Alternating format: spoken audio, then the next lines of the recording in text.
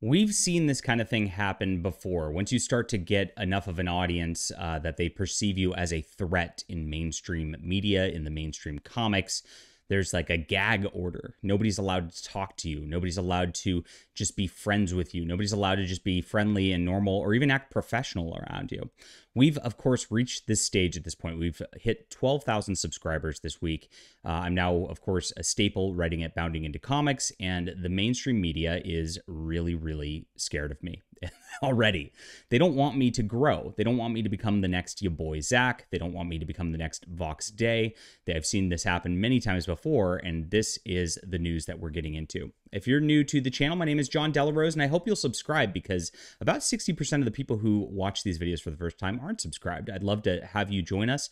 We're having the most fun around here. We're just enjoying ourselves. We love comics. We love culture, and we're changing the culture for the better. We're reinstating real values, real heroism, real Christianity into the culture, and it scares the heck out of these people, and for good reason, because what they have is built on lies. It's based on deceit. It's based on not having fun and creating just these little circle jerks, and we are just running circles around them. It's a lot of fun. So come join that, and of course join my Subscribe Star. This is where I'm creating culture. I'm making comics every month. I'm making books. I have not counted the total amounts of books I've sold, but my best book has sold 30,000 copies. Flying Sparks as a comic has sold 5,000 copies. They're very scared of what we're doing here. We're getting big enough to where it matters to them, and they don't want you to see our work. So please get on here, support our arts, and let's get into the news. Here it is. Numerous comic professionals support artist Jamal Igle ending his personal and business relationships with former DC publisher Dan DiDio for doing an interview with John DeLaRose. That's me. So thank you for writing this up, John Trent at Bounding Into Comics. And this is wild. So the usual suspects, and all these people came at your boy Zach back in the day. And of course, I am critiquing comics. I'm making my own comics. I am critiquing all the things they're saying that's destructive to culture. And so they can't have this. Dan DiDio was a very affable guy. If you've not watched my interview with him from this week, please go do so. It was absolutely amazing. We just talked comics, and he's a very knowledgeable guy, both about history, both about like vision, about just like the evilness of corporations. He knows it all. And so it was a lot of fun, and we were just able to talk as professionals to help him sell his new book, Ancient Enemies, which is really good. You should go check it out, by the way. And so that's a problem for these people. We can't just talk comics. We can't just be professional. I asked Mark Waid to come on the show because I've been a big fan of Mark Waid growing up, and unfortunately, Mark Waid's politics are more important to him than the comics. That's the difference between him and Dan DiDio.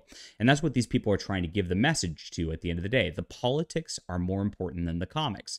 Well, when you're a comic book professional and you're not a professional politician, that's kind of a thing that makes a problem for your career, right? I mean, we see all these people with GoFundMes unable to feed themselves, and this is the main problem. They're scared that they're losing market share because they're not focused on comics. They're not focused on entertaining their customers like I am, like Dan DiDio is. And so they want to cancel everybody else who is, of course, perceived as taking part of that market share. It's really petty at the end of the day. I actually left a message for Jamal Igle, and I said, look, bro, you can come on my show, and we can talk things out, any misconceptions you have. We can talk your comics, whatever. Because the problem that I see is that all these professionals are afraid of keeping their little portions of a shrinking pie, right? While people over here in our circles, we're growing the pie. We're making new pies. We're baking new things. And it's exciting. It's fun. That's why you guys keep coming back. And I really appreciate you so much for watching, everybody. So hopefully, maybe he'll have some sense. I doubt it. These people aren't, professionals in the sense that we thought of back in the day, like Stan Lee's or Dan DiDio's or anybody who existed back then. These are just overgrown children who got into the business because of nepotism or because of their skin color and of course, race baiting or gender baiting or sexual fetish baiting at this point. That's all that exists in mainstream comics, and it's really sad to watch. So Bounding Into Comics, of course, brought some highlights here of people who should not associate with Dan DiDio because he talked to me. Remember, they're canceling a guy who hired them for years, who gave them work and employment, literally because he just tried to sell his comic book. How crazy is this? You're not supposed to sell comic books to those people. That's the problem, and that's why these people don't sell at the end of the day. I just unfriended an ex-employer for crossing a line they can never come back from. Once you cross the comicsgate line, we're done, professionally and personally. I'm sure Dan DiDio is quaking in his boots that Jamal Igle won't work with him now. Oh, darn. I mean, come on. Like anybody cares. Good try there. You don't have that kind of clout. They've got a few here. No idea who JDA is. Hello, that's me. Heather Antos, my good friend here, agrees 100%. Now, Heather, of course, I've criticized for her, of course, her handling of Star Trek, because I'm a big Star Trek fan at the end of the day.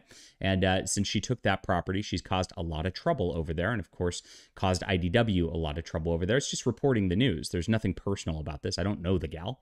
And she actually, because I was just reporting for Bounding Into Comics and showed up in an IDW panel, you know, just taking notes so I could write articles, called security on me. I mean, it was absolutely crazy. I'm not allowed to be a journalist, and I have my professional media credential. I mean, this is what I do. It's a public space. Just chill out.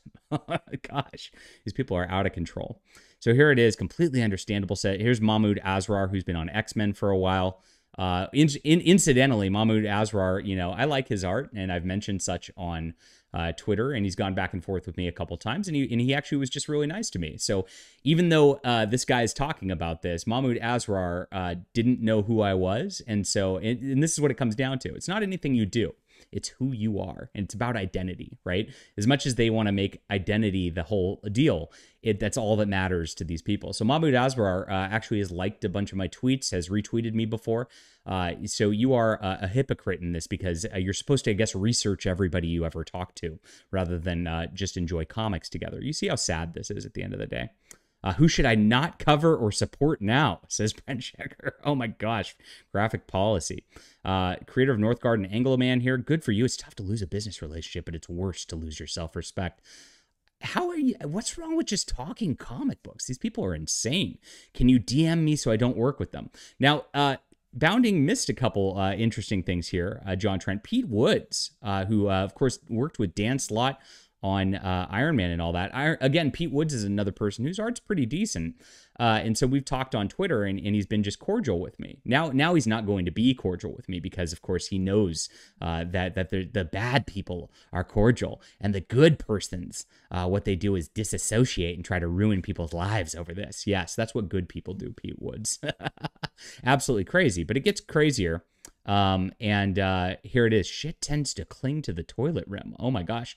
Larry Hama chimed in. Larry Hama says he blacklisted me, referring to Dan DiDio. At the same time I was blacklisted at Marvel. I didn't work for like 8 years. He asked me to take on a title I thought should be written by a woman, and I told him so. He did the same thing to Priest. That's Christopher Priest. Holy crap. So Dan DiDio tried to give him a job. Now listen to like the backwards logic here. Tried to give him a job writing a comic. Larry Hama, I guess it was a female character, which why can't somebody write a female? I write female characters better than anybody in the industry, by the way. If you have not read my Overmind, Larry Hama, I'd be better at writing Supergirl, at Batgirl than anybody in the industry, 100%. And I would love to take that job. But so apparently Dan tried to give him a job. That equals blacklisting. And Larry Hama just like virtue signaled and wouldn't take the job, and then complained that he wouldn't get another job because he yelled at the guy about being offered a job. Well, I mean, if you go to an employer who's in a job interview and you tell them somebody else should get this job, guess what? You're not going to get a job there. I mean, that's pretty obvious. That's not blacklisting, you dummy. Gosh, these people are idiots. Here we are, Larry Hama and Devin Grayson and Alan Grant and me, says Mark Waid. Interesting stuff like this. But I never heard this from Dan. This is all just coming from them. But wow. Again, Devin Grayson, another person who was nice to me and I've talked with cordially. So very odd at this point. So Mark Waid keeps coming on here. Did I mention Humberto Ramos at this? All these people, Mike Wieringo, apparently, who's dead, so I guess he would be blacklisted because he can't get jobs here. Here's B. Clay Moore. Everybody who went at your boy Zach in 2017. And by the way, this is what started all of Comicsgate, guys. If you don't know about this, you blacklisting somebody and trying to harass this guy for making reviews of comic books and trying to get him banned from New York Comic Con. That's what started comicsgate. You guys all conspired on Facebook to harass a YouTuber, and you're the same people 6 years later who have less clout than ever, who have less influence than ever, and you're doing the same things rather than just trying to sell your comic books and letting everybody enjoy the space together. What happened to diversity, my friends? I guess there is no diversity in comics anymore. Yes, I meant that as a pun. Fabian Nasasia, I'm tired of having to guess or do my own research. I'd prefer people would just name names and make it easier for me. So please tell me who to blacklist, because tell me who the good person are and the bad person are. Fabian Nasasia, geez, you've been irrelevant for a long, long time too. And all these people just like are very, very bitter because they can't do this. And so here it is, Mark Waid. I'm under massive deadlines. Don't have time to pay Ellery Queen. Can someone point me somewhere with some info so I can get this out of my head? Thank you. Oh, Mark Waid is butt mad, and he's butt mad at me. And here's Andrew Farrago here.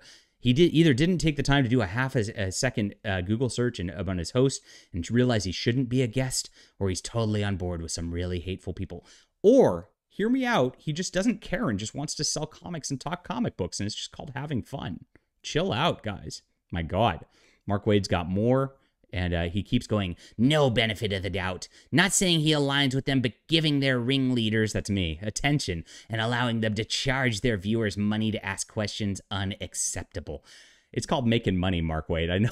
I know as a commie you don't like that. It's really, really funny. You should just come on the show. It'd be way more fun. I'd help you sell some comic books, and then maybe you wouldn't be failing so badly these days. There's my girl Heather, of course. There's Kwanza, another ya boy Zach acolyte here. Oh my gosh. He's always been over that line. He didn't need the grift before. By the way, Dan DiDio's like 65. He's retired. He's just having fun writing his own comics at this point.